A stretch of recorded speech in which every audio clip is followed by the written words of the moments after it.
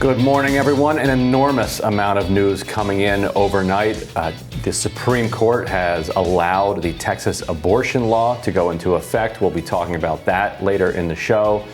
Kim, the Northeast is just getting absolutely ravaged by this climate apocalypse that's upon us. Yeah, it's really terrible. So we do want everybody to stay home, stay safe. There are some reports of people losing their lives, so it's just not worth it. If you are sitting at home, you're in New York, you're in New Jersey, you're in that Northeast area, just stay home. That's what we want you guys to do this morning. And until they say it's safe, definitely stay home. But yeah, we do have a great show for you today. We do have Emily Jashinsky and Max Alvarez. They are going to be joining us to talk about that abortion ban in Texas. We also have a member of the two-spirited indigenous community, Corey Koch, going to join us to discuss their experience with police surrounding the construction site of the Pipeline 3 in Minnesota. But first, a transcript of the last phone call between President Biden and Afghan President Ghani was leaked yesterday. According to the transcripts, Biden advised Ghani to get buy-in from powerful Afghans for a military strategy going forward, and then to put a, quote, warrior in charge of the effort, a reference to the defense minister, General Khan Mohammadi. Reuters reviewed the transcript and listened to audio to authenticate the conversation. This part may be the most damning for Biden, who said, quote, "Hey, look, I want to make it clear that I am not a military man any more than you are, but I have been meeting with our Pentagon folks and our national security people, and as you have with ours and yours, and as you know, and I need not tell you, the perception around the world and in parts of Afghanistan, I believe, is that things aren't going well in terms of the fight against the Taliban, and there's a need, whether it is true or not, there is a need to project a different picture." And so this is what Biden's opponents are seizing on, suggesting that he was urging the Afghan government to be less than honest about his position. People defending Biden say, well, of course, you always have to project as much strength as possible. The moment you stop doing that, you collapse. Here's Jen Psaki being pressed on the exchange. A call in July, between President Biden and former Afghanistan President Ghani. One, that both leaders appeared completely unaware that the Taliban would take over, and secondly, that they discussed plans to project that Afghan forces were still in control. Is that accurate? Can you tell us a little bit more about that call? Well, I'm not going to get into private diplomatic conversations or leaked transcripts of phone calls. But what I can reiterate for you is that we have stated many times that no one anticipated, the vast majority, I should say, there may have been individuals and agencies, so I don't want to eliminate that option, but our national security team and no one in Congress, or I would say most people out in the public, anticipated that the Taliban would be able to take over the country as quickly as they did, or that the Afghan National Security Forces would fold as quickly as they did. And so what Republicans are really seizing on here is saying that you need to project strength, whether it's true or not. But what would they have him do? Would they prefer that Ghani go out? Alyssa, I'm curious for your take on this. They prefer that Ghani go out and say, hey, guys, I'd like to address the Afghan people. The Taliban are clearly on the march. We have a paper tiger. We have a completely fraudulent Afghan National Army that's been propped up by trillions of dollars for 20 years. And the second that the Americans leave, it's all going to collapse. So don't worry. And then he picks up his bag of cash and heads to the airport. I mean, what's the alternative to projecting strength? So what's to me, I think this is a stunning report, and I don't use the term bombshell lightly, but I consider it a bombshell for this reason. The main point the Biden administration has been making these past few tragic weeks in Afghanistan has been, we couldn't have seen this coming. We had no reason to believe the Taliban could take over the country this quickly. And that was their main line of defense for the country falling as quickly as it did.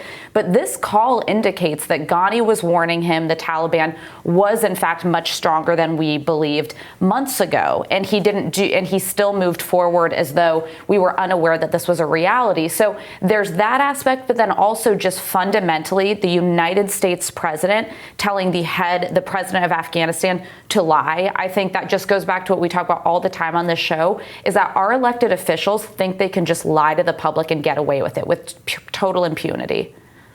Yeah, I mean, what this shows is that they were looking to save face rather than evacuate civilians and high-risk Afghans.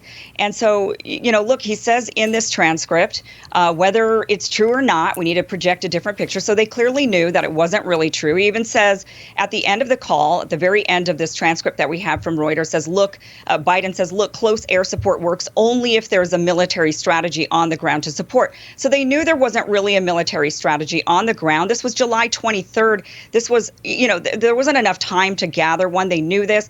Ghani even says in this transcript that there were agreements with the Taliban that he either says we or you. It's unclear what he says. There are agreements with the Taliban that we or you were not previously aware of. And because of that, your Air Force was extremely cautious in attacking them.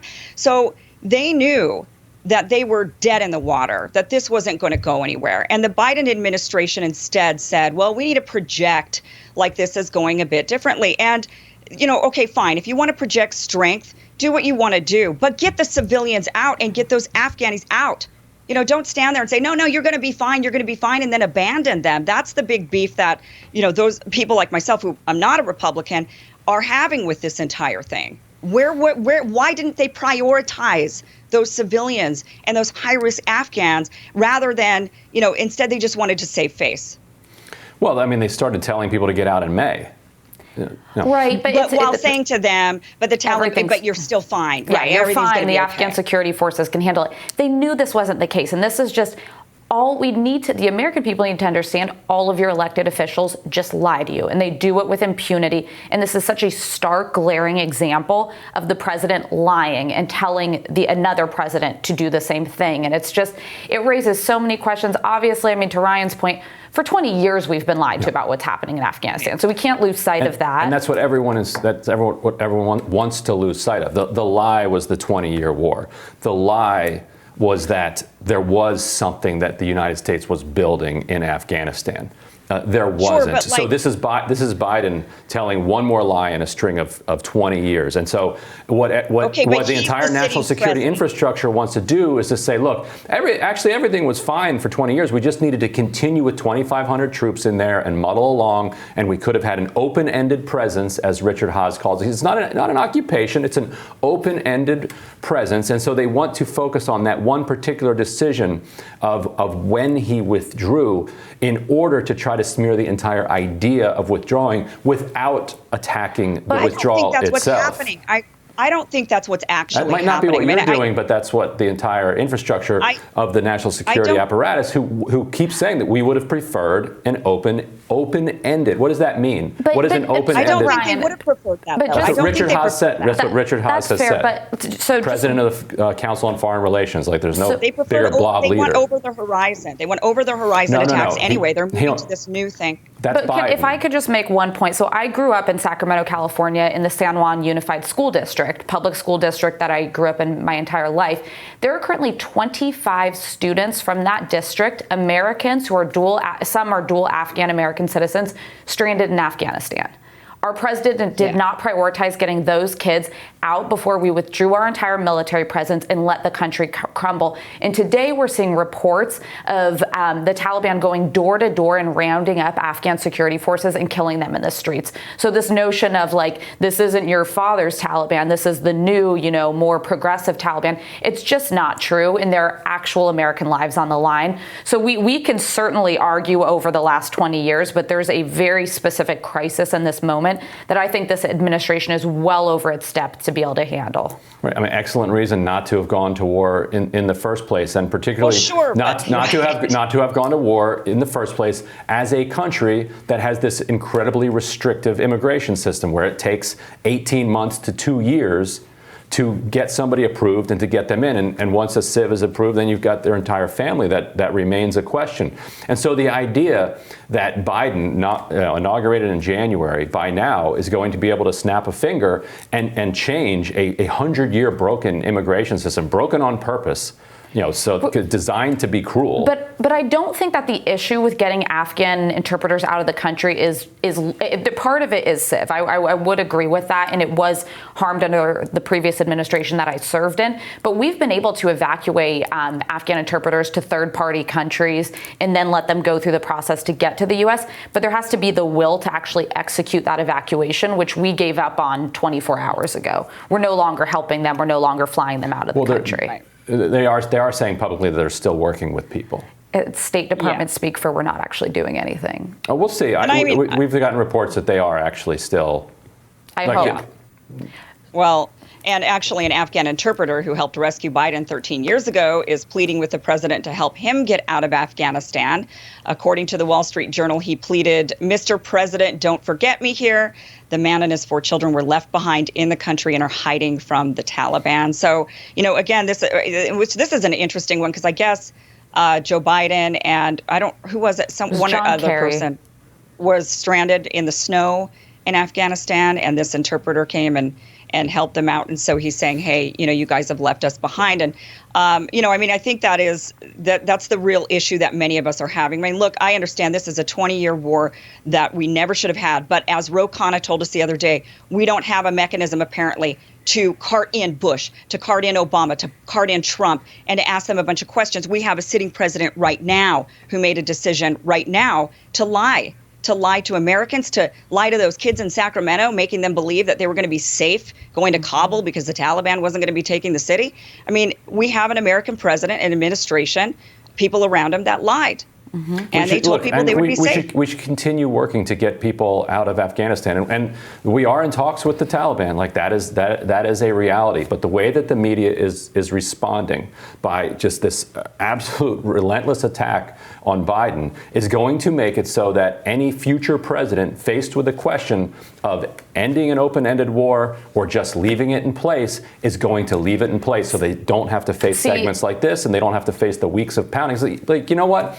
So if 10, 20,000 Afghans are getting killed by the carnage of the occupation, and, it's a couple dozen American troops a year, but it's not making the front pages. If I pull out and I leave some German shepherds behind, or if I pull out, these are not German shepherds, Ryan. These are Americans. Look These at are the front pages. Children. The U.S. media is relentlessly following this German shepherd story. They're looking for absolutely anything to discredit the idea of ending this war. Counterpoint, mark my words, because we'll be here in a week talking about this.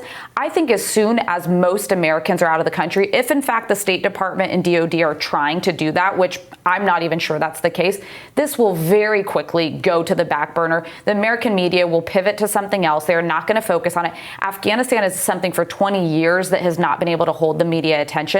Right now, it's an actual crisis, so it is. But we're going to forget about this as quickly as it happened, and it's a shame. It is a shame because we've left a country in a disaster. We've left our allies in a disaster. But I disagree with Ryan. I think we're going to stop covering this pretty quickly and just pretend it didn't happen. That's probably true. And I actually do have one question about the dogs.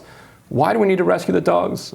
Like, are the Taliban bad dog owners? Ryan, what are the Taliban going to do to the dogs? I mean, what are they going to do to the dogs? So they served our country.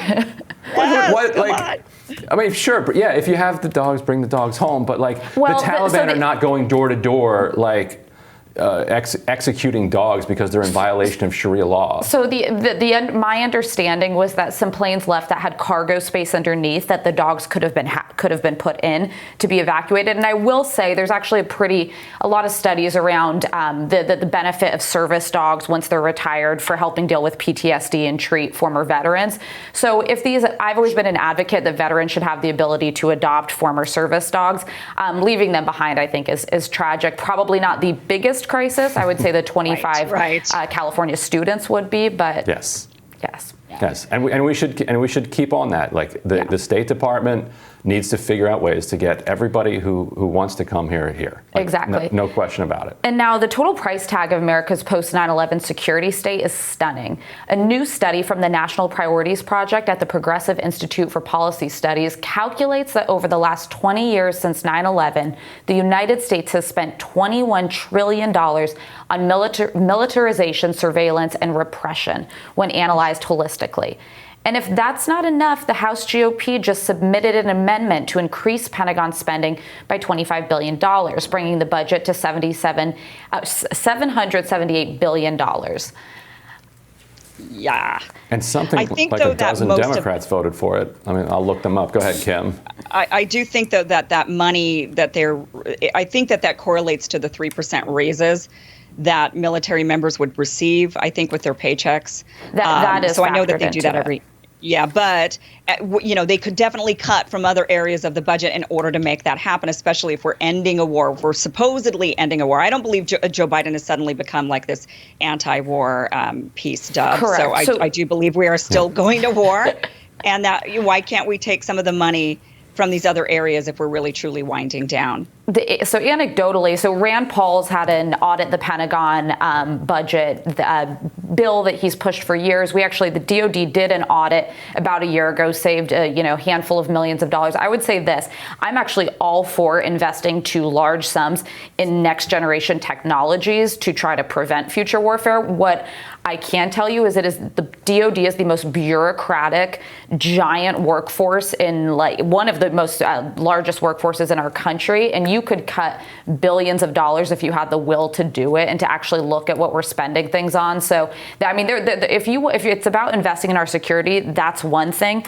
but that's not the entirety of the Pentagon budget, and we all know that, and it's well past due for some scrutiny. Yeah, 14 Democrats in that House committee voted for that Republican amendment, which shows you how much appetite there is for cutting the Pentagon budget. And we'll tell you what's on our radars up next.